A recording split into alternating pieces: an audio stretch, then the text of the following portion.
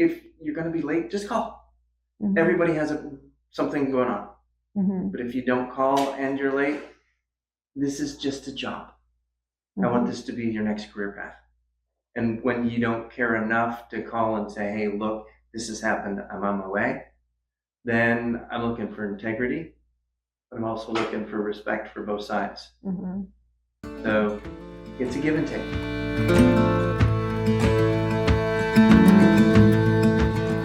JP and Bob, thank you so much for being with us. This is our podcast, The Hospitality Brief.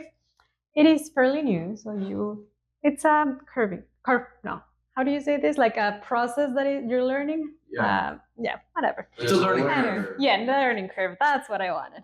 Anyway, so just to start, if you can tell me a little bit about you. JP, I know I met you last year in Palmetto. Bob, I just met you this time. But just if you can talk to us a little bit about who are you, what were you doing before being here at Kiawah, and what brought you here? So, yeah. JP?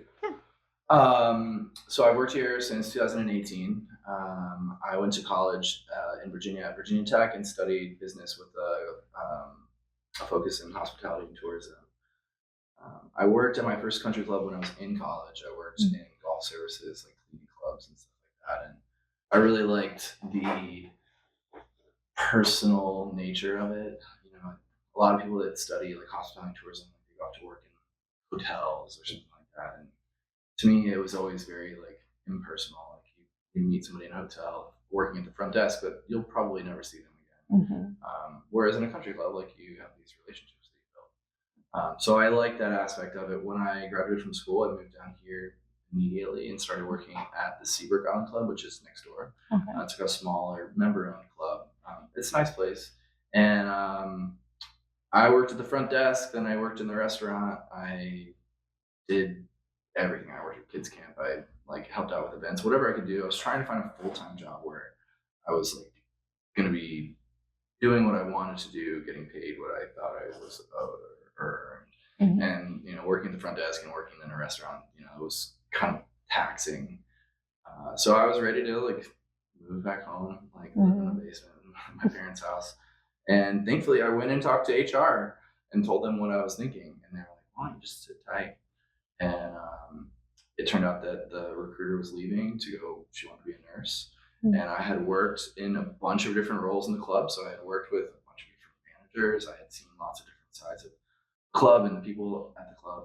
And it turned out to be like a really good fit. So I was mortified. The biggest thing is I just didn't want to make like a big mistake. Like working in HR felt like a lot of pressure because there were a lot of rules and regulations and stuff like that.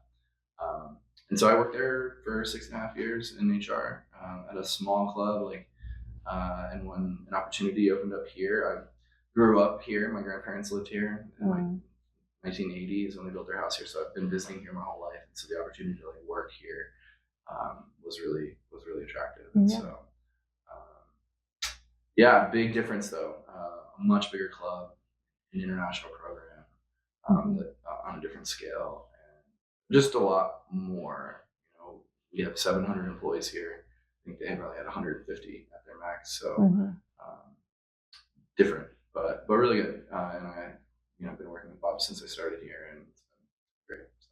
Great, yeah. And what about you, Bob? I think I compliment JP. So I have that international flair.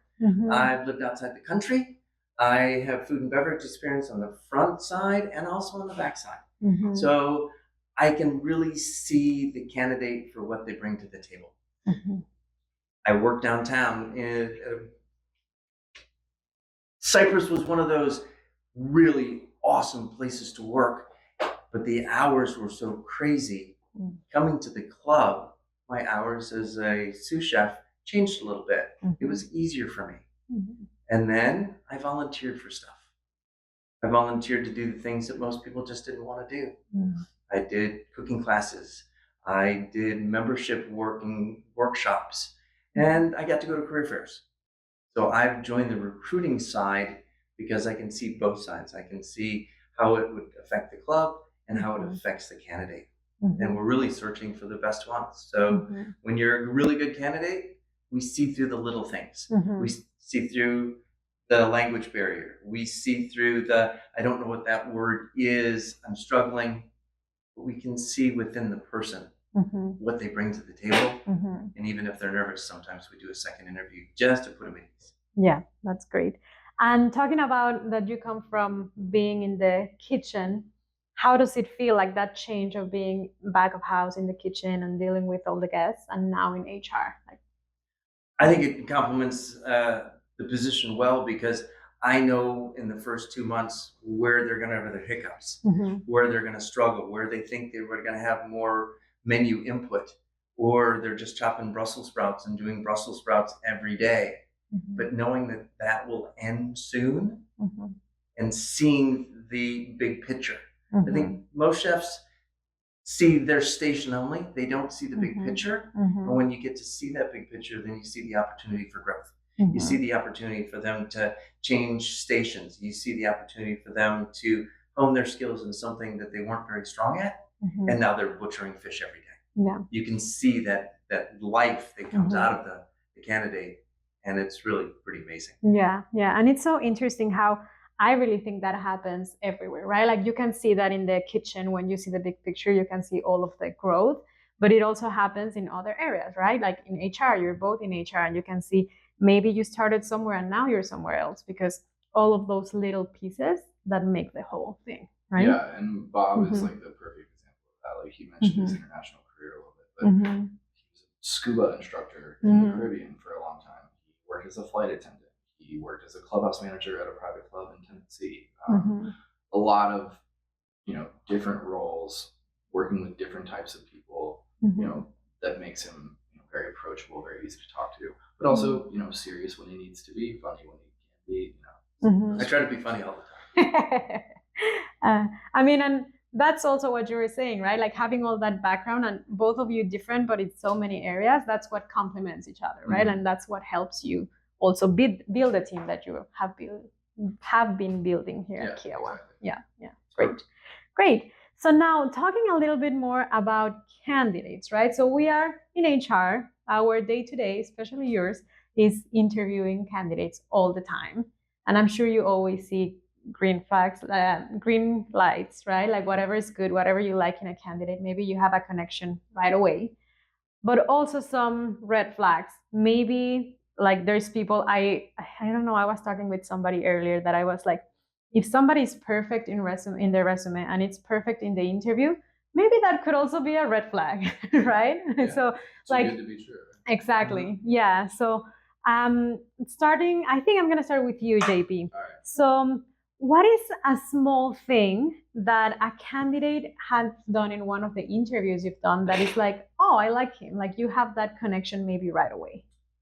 Well, so we interview for a lot of different positions, and Mhm. different positions require different skills, different personalities. So, when I'm looking for like a server or manager that's going to be member facing, have a lot of interactions with people, obviously you're looking for somebody that is bubbly, looks the part, their clothes aren't wrinkled or dirty. They just the things that seem obvious are the things that I look for, because if they weren't able to put themselves together for an interview where they're really trying to show off their best self, then how are they going to be day to day when they're representing the company to people that pay, quite honestly, an inordinate amount of money to be members. Most of our members could probably be members at a lot of different country clubs, and they chose Kiawah. So we have to hire the best people to serve them. So coming to an interview just prepared is like a big thing for me. When I have an interview with somebody, and they don't know not necessarily who I am, but like who we are. Like I talked to you earlier about how people confuse Kiawah Island Club and Kiawah Island Golf Resort. They're two completely different companies, very different. They're only separated by like two small words, and our logos look the same. But when people are like, "Yeah, like I've always wanted to work at a resort," okay, well, I hate to break it to you, Yeah. this is not a resort. Yeah. So just overall preparedness, like having looked at our website and seen our job ad, but beyond that, they know a little bit about the history of the club, or that really anything, small things that just show that you were trying. That goes a long way for me, beyond just having a good resume or dressing up really nice or something like that. But for other positions, we have people, like I hire people all the time that cut grass, do landscaping, people that don't necessarily need the personality traits that, someone who's going to sell you a $400 bottle of wine needs. They're different people. They might be on their own more often than they're working as a part of a team. So it changes from position to position, but generally I'm looking for somebody who's prepared, who has done a little bit of homework, not necessarily like a whole book report on the Kiawah Island Club, but knows kind of what we're about. Hopefully, something about our culture, whatever. Yeah, I think I have also had the opportunity to interview people, and right before an interview or a couple days before an interview, like I get a notification like they saw my LinkedIn, and I'm like, okay, good job. I like that. Right? I do. It shows that they're curious. Exactly. And they want to be prepared, as opposed to just like, all right, I guess I'm going to this interview. We'll see how it goes. Like that's not the mentality that I would be looking for. Exactly. Not to say that somebody like that can't work out. There are plenty of people that are not preparers, and they have the skills that are necessary. But in general, I think a good rule of thumb is come into an interview prepared. You have a much better shot of leaving with a job offer than just walking in and being like, okay, let's do this. Exactly. And at the end of the day, it's a big decision, right? Like choosing where you are going to be working. You spend 80%, 70% of your time at work every day. So it's important that you know who are you be working for and with. Yeah, so definitely. yeah, totally. Yeah. And Bob, in your opinion, what's a trait like during the interview process that it's usually underrated? Like what's something that people are like, oh no, it's important and it's not important. I'm not gonna ask for that in an interview, or I'm not gonna pay attention to that, but it's actually very important. I think having a couple of questions prepared on the front end would be absolutely to their benefit. Because if it's nerves that are getting you, or you forget what's going on, if you can glance down and say, all right, these are the three questions that I really have. And maybe it's about wage, maybe it's about the work environment, or maybe it's just about why did you choose the Kiawah Island Club as me choosing the club. And then I get to put them at ease about some of the things that are really weighing heavy on their mind. And then really just letting me see your personality. The green light is your personality. If you can bubble through and talk about and share with experiences you've had, as opposed to, it's okay to have a pause, but be concise after the fact. If you ramble, we got off track. If you tell me a great story, let's go down that path. Yeah. Yeah. And you mentioned already like the being nervous or maybe the English. How do you identify when somebody is just nervous or somebody is not like prepared or maybe not good for the position? Well, I think it takes time. I think it's a 20-minute interview. I think sometimes you can work through being nervous. And I think sometimes you're so anticipating the next question that you've studied what those questions should be, and you're giving me those perfect answers. I'm not looking for the perfect answer. I'm looking for your personality to be present in the conversation. And if you can be present with a pause, fabulous. The more we just have that conversation as opposed to an interview, the easier it is for you to decide that you're going to choose me. When you choose me, we win. When I choose you, you're excited and over the moon, but then you're nervous again. Yeah. You have to choose us, and that's when it wins. And we'll answer any questions that you have, even if it's an hour's worth of conversation. We put you at ease. We put your parents at ease. Oftentimes you're coming to a nation that your parents might have had some experiences with, where you hear things. Being able to convince your parents that this is a good fit as well is like, then you're selling it to them, and we win because you're able to have that conversation Exactly, with and others. get excited. Yeah, actually, now that you mentioned that, we have had people that they're okay in a process and then they start to get nervous, and it ends up being because my uncle lives in the US and they told me that I have to pay attention in this, and they told me, like all of this maybe noise from outside sometimes is good because you're like, oh, I didn't even think of that. Yeah. But sometimes it's like, no, I already asked them, all good, right? So it's just a matter of understanding and maybe being transparent during that process so they can answer all of those questions. We even get to the point where I tell them they can drink the water. Because if you're coming from a different spot, you might not be able to drink the water where you're from, and you always buy bottled water. Charleston water is fantastic. Yeah. Great. Perfect. And then another question, and I'm just looking here at my notes, is I think this is going to be for both of you. Can you think of a candidate, and maybe if you have an example, that would be amazing, who made an amazing first impression, sorry, and why do you still remember that experience? Yeah.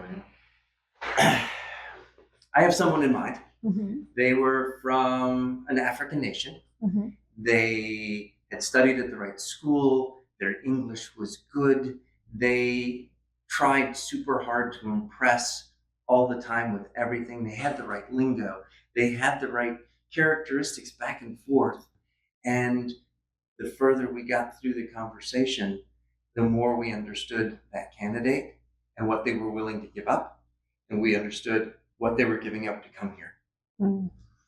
That's pretty important to know that you're giving all this up to be able to learn all these new skills. So we see sometimes their terror and sometimes their overexcitement of trying to do too much. Let us guide you along the way. We're going to give you great advice. Listen to that advice, pay attention, and do what we ask. It will be a smoother transition than trying to do it on your own. Yeah. And you mentioned something that actually made me like, oh, that's sometimes we don't think what other people are giving up, right? Like we just focus on, I need to fill this role, I need somebody with these skills, these traits, and all of that. But making that process so personal that you understand that they are choosing to leave their country or the company that they currently work at, and they're making that decision of that change, it's important to also appreciate, right, and understand that it's happening. So yeah, that's sometimes barriers happen within the United States and outside the United States. So we can be really good listeners. We can't solve everything, but we can solve a lot as long as there's that transparency. Yeah, that's very interesting. That's great. And what about you, JP? An example? So I've thought about this a lot, and I've interviewed a lot of people. I've been in recruitment for 13 years, and the one I guess that stuck out to me the most is kind of mundane, really. I interviewed someone at my last job for a golf services position, and he came into the interview prepared. He looks like a golfer. He probably had some experience in golf, and I was like, okay, I'm sure we're gonna hire this guy. I'll let the director of golf know to set up a second interview. And then on my way home, I got a flat tire, and I was on a long road that's just one way each way. There's not a lot of room to pull over, and speed limit's 50 miles an hour, and I'm just like, oh my gosh, this is worst case scenario. And 20 minutes later, somebody pulled over, and it was him. He didn't know it was me, but he pulled over to help somebody out that needed some help, quite frankly. And it just gave me kind of a sense of who he was, inside. Obviously, an empathetic human, that it thinks of others. And I joked with him that I was like, there's no way we're not hiring you now. And we did hire him, and he did a great job. But it gave me a truer look inside, what kind of made him up. I think about it sometimes when I see somebody whether they're trying to change a tire or their umbrella blows away on the beach, and you couldn't sit and watch and laugh, or you could step out and grab it for them and do them a solid. So good people go places. Yeah. And also having that opportunity that to see that it was genuine, right? That it was not just an interview. It was Right. not just like, oh, it's you, I need to help you. Exactly. He had But no idea that it was me. Like, I'm sure of it. So, you know, just somebody kind of building up some good karma, and karma came back around, and you got the job, and it worked out good. Yeah. So I wish there were a lot more stories like that. Yeah. And there certainly are, but there's some things that didn't work out too. Yeah. So. True. And talking about that, Yeah. like talking about the other side of it, which what we were calling like red flags. So what is something that has like stuck with you, but negatively? Yeah, there's a few. I mean, you know, kind of building on like the empathy thing, that is probably the thing that I trend towards the most when I'm looking for a hire. Not for every position. Like, chefs need to have skills. You know, a golf pro needs to know how to teach people how to play golf. But at the heart of them, like, are they a giver? You know, will they be somebody that can work with others? And so, you know, when somebody shows up, you know, 25 minutes late for an interview and they don't tell you that they're coming, or they get there and they're like, sorry, I'm late. That just kind of like drives me, like, it gives me a little bit of an insight of who this person could be. It's not a determining factor, like, okay, I'm not going to hire you, but, you know, it kind of starts things off. You know, my spidey senses tingle. You know, another thing that people tend to do, I mean, when you work at a place like this, there are a lot of great perks. You know, our employees get to play free golf. They can go kayaking. You know, they can go shoot guns at the gun club. You know, and, you know, a bunch of other stuff. So when, you know, right off the rip in the interview, somebody's like, so when can I play golf? Like, all right, well, yeah, we can talk about that, but like, why don't we also like talk about your experience and like, you know, why you think you'd be a good fit for this job? So again, not a disqualifying factor automatically, but gives you maybe a little bit of a red flag. Yeah, like a bitter taste. Definitely kind of like me first, right? Like, we're like a we first, or we try to be, certainly. So it can be a little concerning. Yeah. And I mean, if it's something that comes off like that in an interview, and if it's somebody that is going to be in front of a guest, then you're like, what if they communicate like that with them, right? Exactly. Yeah. And some people have bad days, like, and so I try and think about that. It's just like, this isn't necessarily, maybe, you know, I thought there's something there, but like, I got some weird vibes.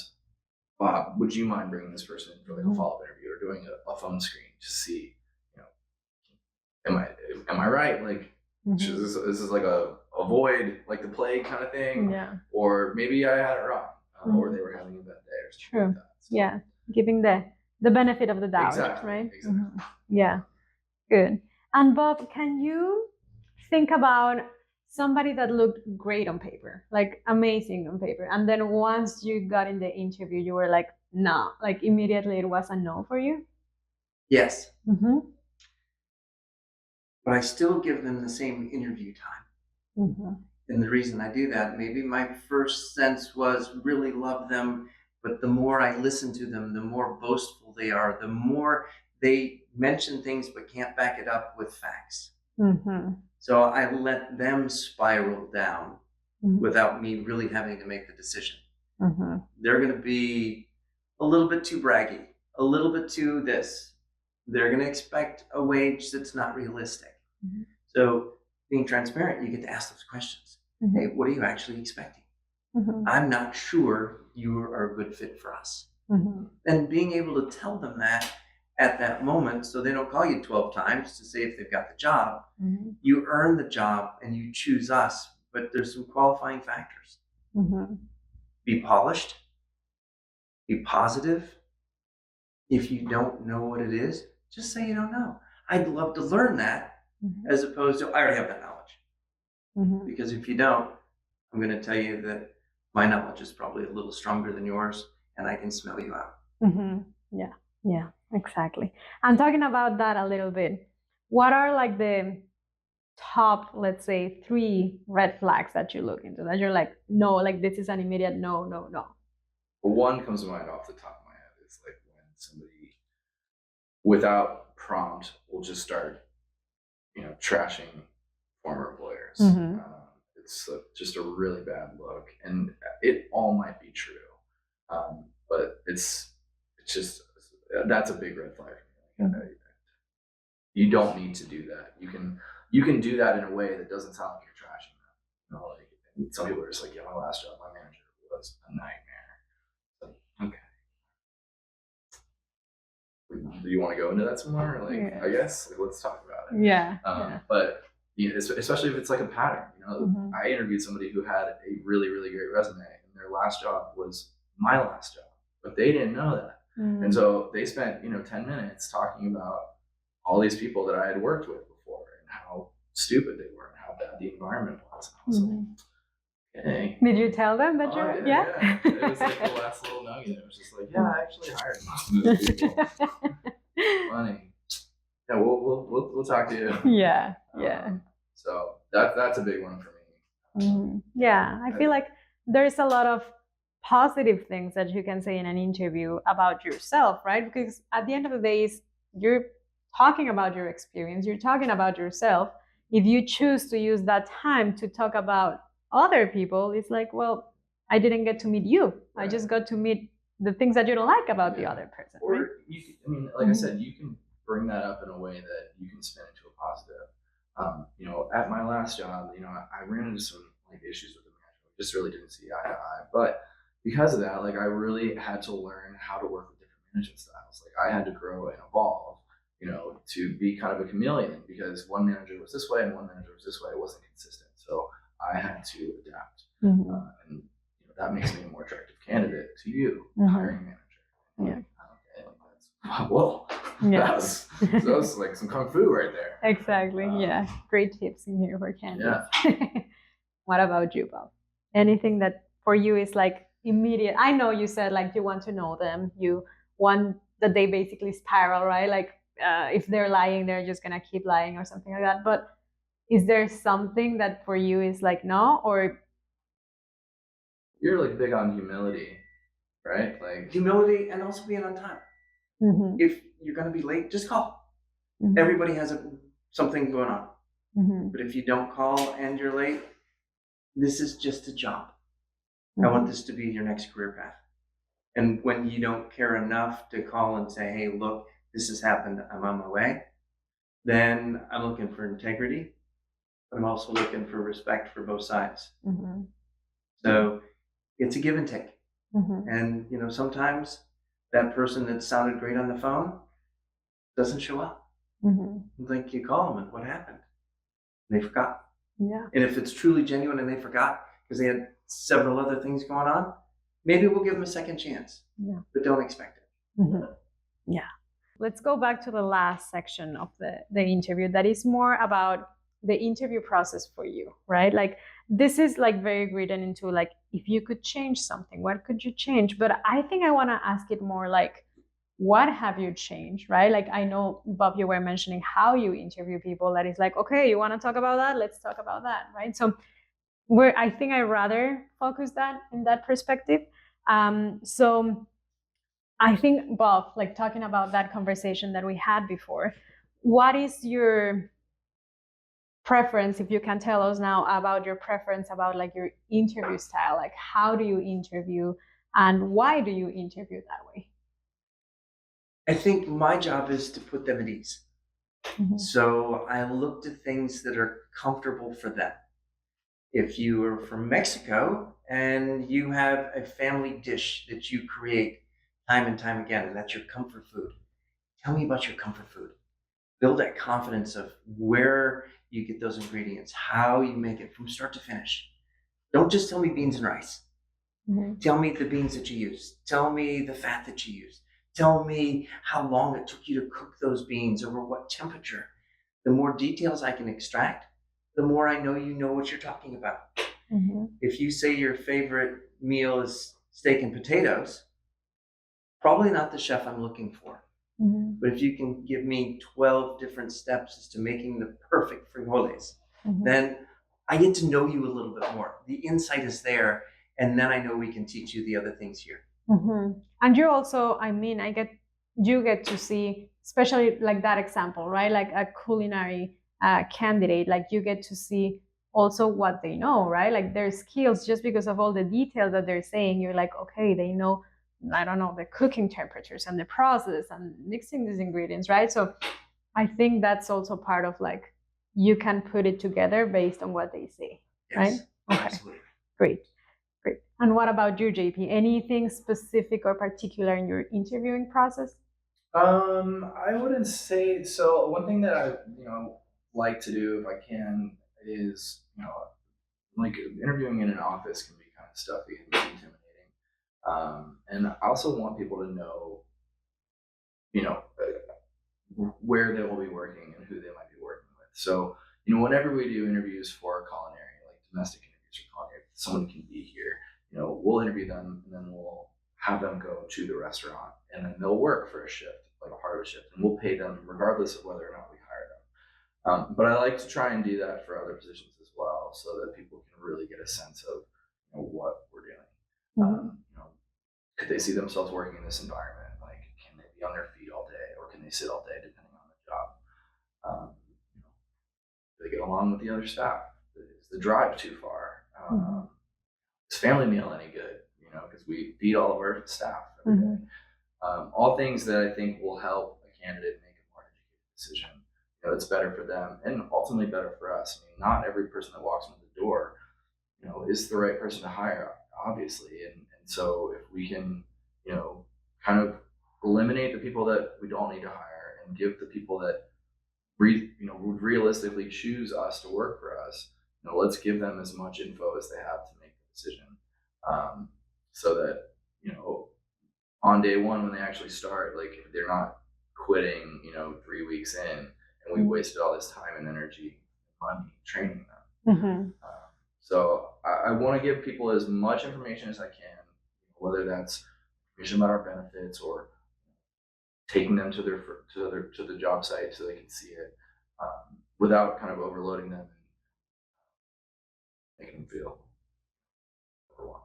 Yeah, yeah, because I think it's important that they see themselves doing that, right? Yeah, and so they can, for a culinary position, they can get on the line, they can spend an hour peeling potatoes with the other cooks, and then they'll sit down for a family meal and eat and tell people about themselves, and then they'll shadow somebody and flip some burgers or cook some shrimp or whatever it is.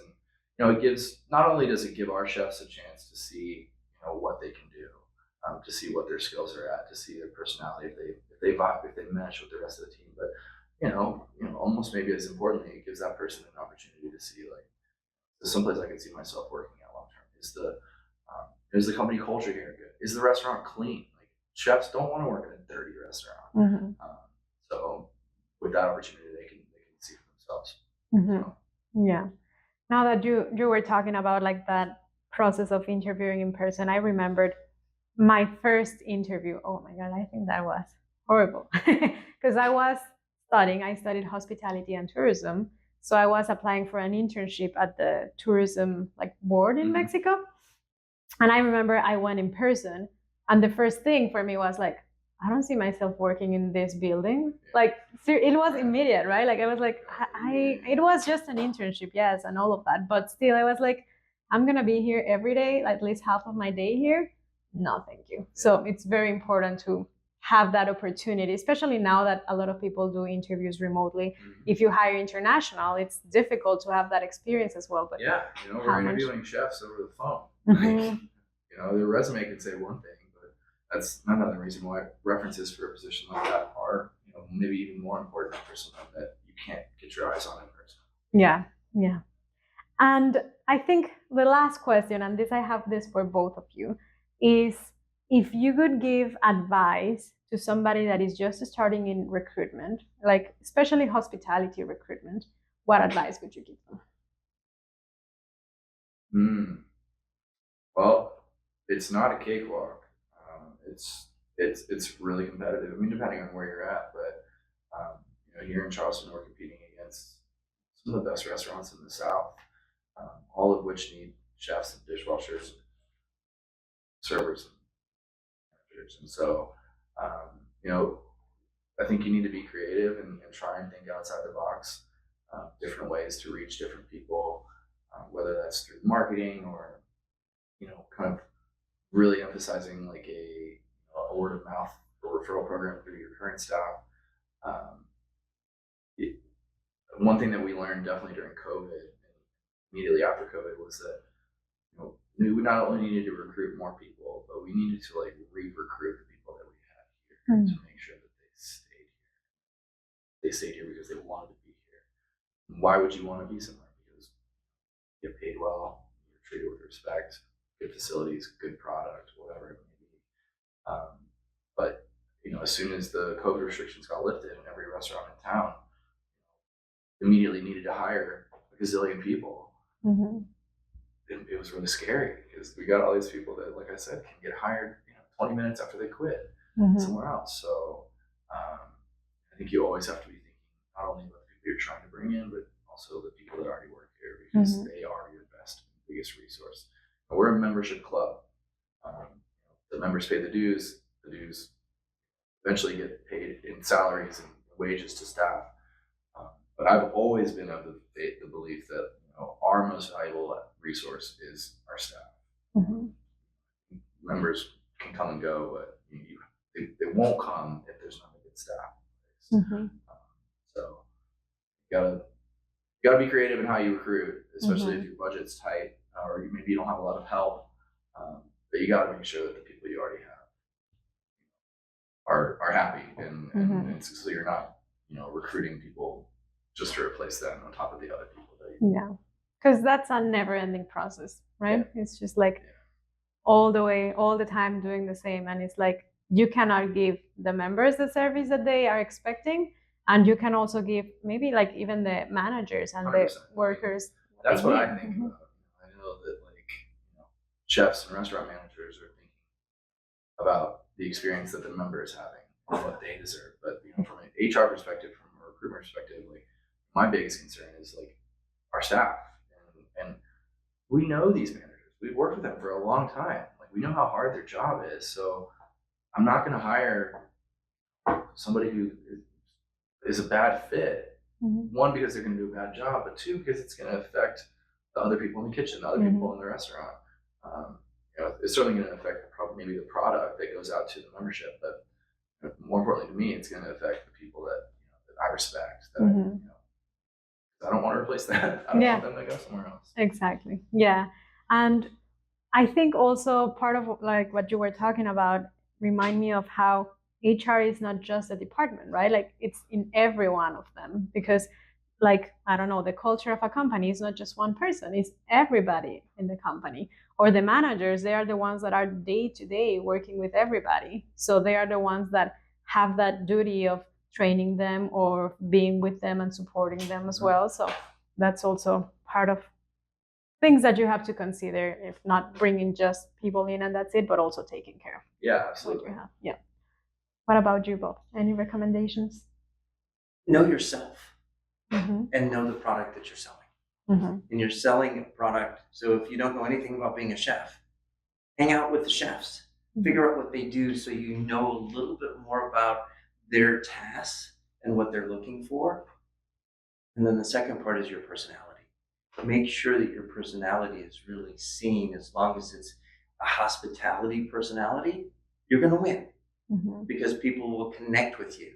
If it's cut and dry and it's 12 questions and you always say the 12 questions and you drone on and you're only looking for the answer but not looking at them, you're going to find that the candidates don't choose you. Yeah, great. Well, thank you so much, both of you, for your time, for all the information. We will let you know once we post this. Wait, perfect. Yeah, thank you.